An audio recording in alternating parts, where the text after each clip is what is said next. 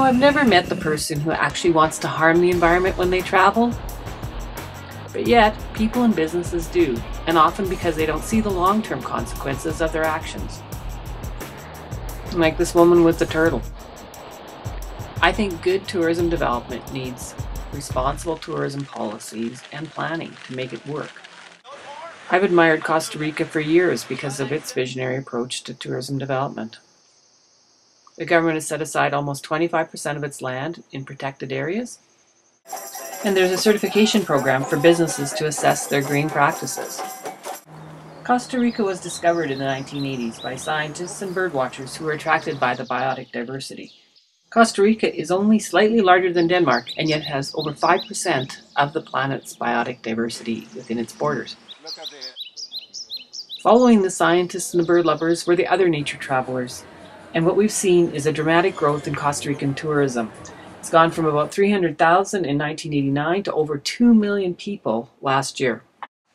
Tourism earns more foreign exchange than bananas, pineapples, and coffee exports.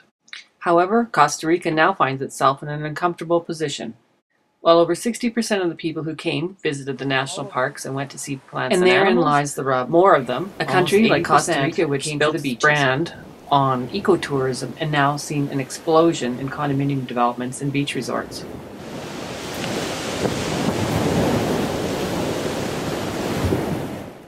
By the early 1990s, 80% of Costa Rican beachfront had been bought by foreigners.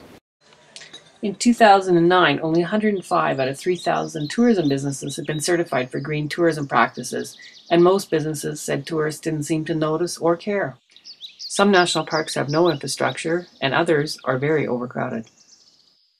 Annual Antonio National Park boasts mall-sized crowds each morning as travelers line up for a chance to see the natural environment. Fortunately, there's a limit of 800 people per day, but on the day that I was there, that felt like too many. But there are reasons to be optimistic. At Turcoles River, tourists play Russian roulette with the traffic to come and see the crocodiles basking in the river. The truck drivers seem to be avoiding the pedestrians, but I can't say the same for the boat driver, who I saw drive full speed over these crocodiles. You don't see the same approach with whale watching, but I don't think crocodile viewing has the same standards yet. From what I understand, these crocodiles used to be hunted. Now that they bring money into the community, they are protected, so that's progress. And there are many communities benefiting from protecting nature. In Tortuguero, almost everyone works in tourism.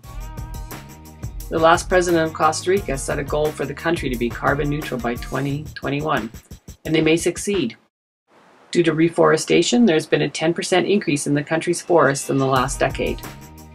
And over 90% of the country's energy comes from clean sources. There's even one of the domestic airlines using biofuel from cooking oil to fuel its ground vehicles. I wonder if the exhaust smells like French fries. So will Costa Rica find a way to manage its explosive growth? It had the policies and planning to develop the first phase of its growth successfully. Can they do it again?